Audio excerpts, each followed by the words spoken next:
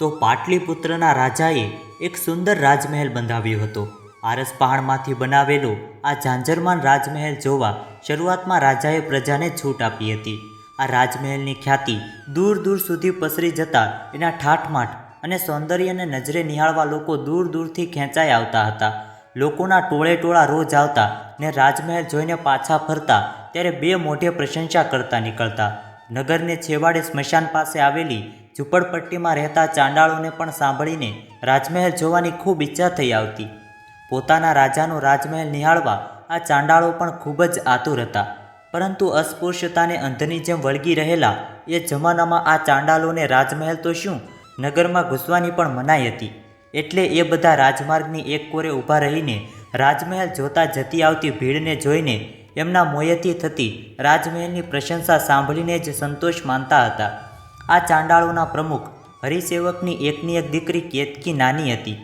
ત્યારથી આખી વસ્તીમાં ખૂબ જ તે લાડકી હતી. એનું અનુપમ સૌંદર્ય રાજકુમારીઓ કરતાંય પણ ચડિયાતું હતું. કેતકીને નાનપણથી જ નૃત્યનો જબરો શોખ હતો, પણ એને નૃત્ય કોણ શીખવાડે?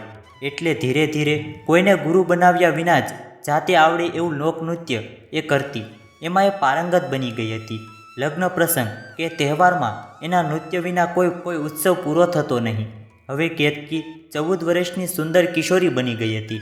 રાજમાર્ગ પરથી અવરજવર જોવા એ પણ બધાની સાથે બહાર નીકળીને રાજમાર્ગની કોરે ગોઠવાઈ ગઈ હતી. ધીમે ધીમે સંધ્યાટાણું થતાં રાજમાર્ગ પરની અવરજવર પાંખી થઈ ગઈ હતી. હવે રળિયાખડિયા લોકો જ આવતા જતા હતા. એટલે કેતકી પોતાની સહેલીઓ સાથે નાચગાન કરતી ત્યાં જ રમવા લાગી હતી. એ કૃષ્ણ બનીને એક ઝાડની ડાળે બેસી ગઈને એની સહેલીઓ ઝાડ ફરતી રાસ લેવા માંડી હતી. એટલામાં ત્યાંથી પસાર થતા બે આલિશાન રથ ત્યાં આવીને થંભ્યા. આ રથમાં બાજુના ગામના ધનવાન શેઠ ધનંજયનો પરિવાર હતો. એ બધા રાજમહેલ જોવા જઈ રહ્યા હતા. સારથીએ માર્ગ પૂછવા માટે રથને રોક્યા હતા. રથને જોતાં જ કેતકી ઝાડ પરથી ઉતરી આવી. ધનંજય શેઠ પણ રથમાંથી નીચે ઉતર્યા.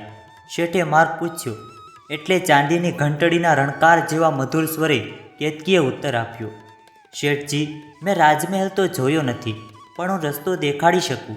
આ સાંભળીને શેઠે સ્વાભાવિક સ્વરે કહ્યું, તો તું અમારી સાથે ચાલ, રાજમહેલ પણ જોજે ને અમને રસ્તો દેખાડજે. વળતી વખતે અમારો રથ તને અહીં ઉતારી દેશે. પણ શેઠજી, હું તો એક... પણ શેઠે એની વાત અધવચ્ચે જ કાપી નાખી. કેતકી કહેવા માંગતી હતી કે એ એક શુદ્રા છે, પણ એને કશું બોલવા દીધા વિના જ સ્નેહપૂર્વક એને પોતાના પરિવાર સાથે શેઠે રથમાં બેસાડી દીધી. રથમાં બેસવાનો આનંદ અને રાજમહેલ જોવાની તીવ્ર લાલસામાં કેતકી મસ્ત બની ગઈ હતી. એને તો યાદ જ ન રહ્યું કે એ એક ચાંડાલ પુત્રી છે. એ તો શેઠના પરિવાર સાથે થોડી વારમાં ભળી ગઈને બાળકો સાથે હસી હસીને વાતો કરતાં કરતાં બધું બતાવતી જતી હતી. ધનંજય શેઠે પોતાના પરિવાર સહિત ફરી ફરીને રાજમહેલ જોયું. કેતકીએ પણ રાજમહેલમાં ચક્કર મારીને બધું જોયું. નગર શેઠ હર્ષરાજ અને ધનંજય બંને ગાંઠ મિત્રો હતા. ધનંજય શેઠ હર્ષરાજની હવેલીએ આવ્યા. નગર શેઠની દીકરી કાદંબરીના 16મા જન્મદિવસ નિમિત્તે હવેલીમાં ઉત્સવ ચાલતો હતો. કિશોરીઓ નૃત્ય કરી રહી હતી. સર્વશ્રેષ્ઠ નૃત્ય માટે મોટો પુરસ્કાર આપવાનો હતો. રાત પડી ગઈ હતી ને કેતકીને ઘરે જવા ઉતાવળ થઈ રહી હતી. પણ કેતકીનું અજોડ સૌંદર્ય અને કિશોરીનું નૃત્ય જોતા અજાણ્યે જ તાલ આપી રહેલા એના હાથ પગ જોઈ બધી કિશોરીઓ એને ઘેરી વળીને પરાણે સુંદર વસ્ત્રો પહેરાવીને નૃત્ય કરવા દબાણ કરવા લાગી. પણ કેતકી સંકોચ અને શોભની મારી તૈયાર થતી નહોતી. ત્યારે નગર શેઠે જાતે એને આગ્રહ કરીને કહ્યું, એટલે એ ના કહી શકી નહીં. એનું નૃત્ય નિહાળીને સૌ વાહ વાહ કરી ઉઠ્યા. સૌએ સર્વાનુમતે કેતકીના નૃત્યને સર્વશ્રેષ્ઠ ઠરાવ્યું. નગર શેઠે ઇનામ આપવા માટે કેતકીને પોતાની પાસે બોલાવીને એનું નામ ઠામ ને પરિચય પૂછ્યો. એટલે કેતકીએ બધું સાચે સાચું કહી દીધું. આ સાંભળીને નગર શેઠના ભગવાન ખેંચાયા. એ ક્રોધથી કંપવા લાગ્યા. શું કહ્યું? તું ચાંડાળ પ્રમુખની પુત્રી છો, ચાંડાલીની છો? એણે ગર્જના કરી. ઉત્સવમાં નગરના જાણીતા આગેવાનો ઉપસ્થિત હતા. એમાં રાજાના મોટા પંડિતો અને દંડાધિકાર પણ હતા. આવા ઊંચે લોકોની વચ્ચે એક અછૂત કન્યા ઉત્સવમાં જોડાઈને નૃત્યમાં ભાગ લે એ તો ભારે ભયંકર સાહસ અને અપરાધ ગણાય. શરમ, ખિન્નતા અને ક્રોધથી નગર શેઠ વિવેક ભાન ગુમાવી બેઠા. ધનંજય તો કાપો તો લોહી ન નીકળે એવો થઈ ગયો હતો. એને પણ લાગ્યું કે એની સાથે દગો રમાયો છે. એ પણ મનોમન સમસમી ગયો હતો કે આ છોકરીની આટલી બધી હિંમત કે રથમાં બેસીને અમારી સાથે રાજમહેલ ફરી આવીને હવે નગર શેઠના ઉત્સવમાં કુળવાન બાળાઓ સાથે નૃત્ય કરી રહી છે. એનુંય મસ્તક શરમથી નીચે ઝૂકી ગયું હતું. એણે વિચાર્યું કે જરૂર આ છોકરીને મોકલવાનું કોઈએ કાવતરું છે. થોડીવાર પહેલાં જ્યાં ચારેકોર નૃત્યની પ્રશંસાના પુષ્પો વેરાઈ રહ્યા હતા, હવે મારી નાખો, સળગાવી દો વગેરે શોરબકોર થવા લાગ્યા. ઉત્સવમાં હાજર હતા એ બધાએ કાને આ વાત પહોંચી ગઈ હતી. કોઈએ સલાહ આપી, આ ચાંડાલીને કાલે સજા આપજો, અત્યારે રંગમાં ભંગ પાડવાની શી જરૂર છે. ઉત્સવમાં પાટલીપુત્રનો દંડાધિકારી પણ સામેલ હતો.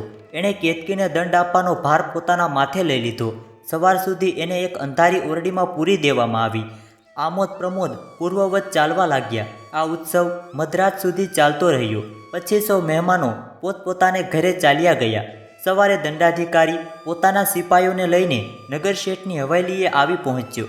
એણે અંધારી ઓરડીનું તાળું ખોલીને બારણું ખોલ્યું તો ચોંકી ઉઠ્યા. ઓરડીના બારીના સળિયા વળેલા હતા. એ સમજી ગયો કે મોકો જોઈને શુદ્રા બારી વાટે ભાગી ગઈ હતી. રાત્રિના અંધકારમાં જ છુપાતી અને લપાતી કેતકી ત્યાંથી નાસીને નગરની બહાર નીકળી ગઈ હતી. પોતાની વસ્તીથી થોડે દૂરના કૂવાના થાળા પર બેઠી બેઠી એ આત્મહત્યા કરવાની હિંમત એકઠી કરી રહી હતી. એ વિચારતી હતી કે દંડાધિકારી અને રાજા એને જીવવા દેશે કે નહીં. જો એ આત્મહત્યા કરે તો કદાચ એના પરિવારને ક્ષમા મળી જશે, નહીંતર એના પિતાને આ લોકો જીવતો સળગાવી દેશે. આમ વિચારતી બેઠી હતી. પૂર્વાકાશમાં સૂર્યની પહેલું કિરણ દેખાયું તો ત્યાં પક્ષીના મધુર કલરવ જેવો સ્વર સંભળાયો. દેવી, થોડું જળ આપશો? કેતકીએ ચોંકીને જોયું તો સામે ભિક્ષુકોનું વૃદ્ધ ઊભું હતું. સૌથી આગળ ઊભેલા ભિક્ષુઓના રતુમડા ચહેરા ઉપર અલૌકિક તેજ પથરાયેલું હતું. સૂર્યના કિરણોમાં એના ચહેરા પર બાજેલા પરસ્યોના બિંદુ મોતી જેમ ચમકી રહ્યા હતા. ફરીવાર એ આગળ ઊભેલા ભિક્ષુએ અત્યંત નમ્ર સ્વરે કહ્યું, દેવી, હું 3 દિવસથી તરસ્યો છું, શીતળ જળની ભિક્ષા આપો. આમ કહીને પાત્ર આગળ ધર્યું. કેતકી સ્તબ્ધ બનીને જોઈ રહી. એકાએક ભિક્ષુઓને જોઈને પોતાની પાસે જળ માંગતા જોઈને ડગાઈ જ ગઈ.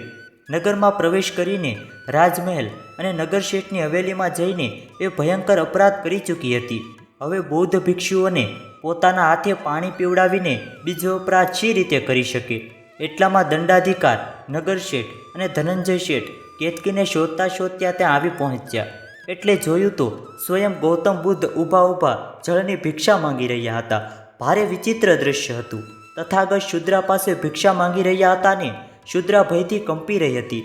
નગર શેઠે શીતળ જળની ડોલ કૂવામાંથી જાતે ખેંચીને અત્યંત વિનયપૂર્વક બુદ્ધને જળ અર્પણ કરવા માંડ્યું. પરંતુ બુદ્ધે આગળ ધરેલું કમંડળમ પાછું ખેંચી લીધું ને બોલ્યા, હું આ બાળાના હાથે જ જળ ગ્રહણ કરીશ. બધા સ્તબ્ધ બની ગયા. એટલી વારમાં ચાંડાળોની વસ્તીમાં આ ખબર વાયુ વેગે પ્રસરી ગઈ. બધા ચાંડાળો હાફળા ફાફળા ક્ષમા માંગતા આવી પહોંચ્યા.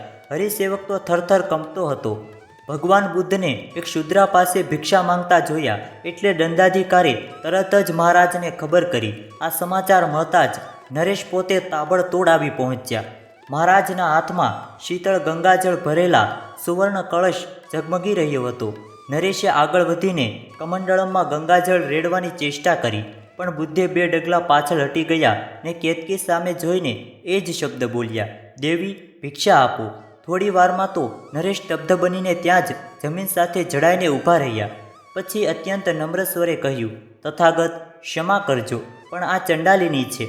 ભગવાન બુદ્ધના ચહેરા ઉપર આ શબ્દોની કશી અસર થઈ નહીં. એમના ચહેરા ઉપર એ જ મૃદુ સ્મિત ફરકતું રહ્યું. તેમણે નરેશ તરફ વૈધક દૃષ્ટિ ફેરવીને કહ્યું, રાજન, આ ચાંડાલીની અને પાટલીપુત્ર નરેશમાં મને કશો જ ફરક દૃષ્ટિગોચર થતો નથી. પછી કેતકી તરફ ફરીને બોલ્યા, દેવી, ભિક્ષા આપો. આમ કહીને ભગવાન બુદ્ધે કમંડળને કાંડામાં સરકાવ્યું ને હોઠ પાસે ખોબો ધરીને ઉભડક બેસી ગયા. એ જ મુદ્રામાં બેસીને એમણે કરુણાભરી દૃષ્ટિ કરી.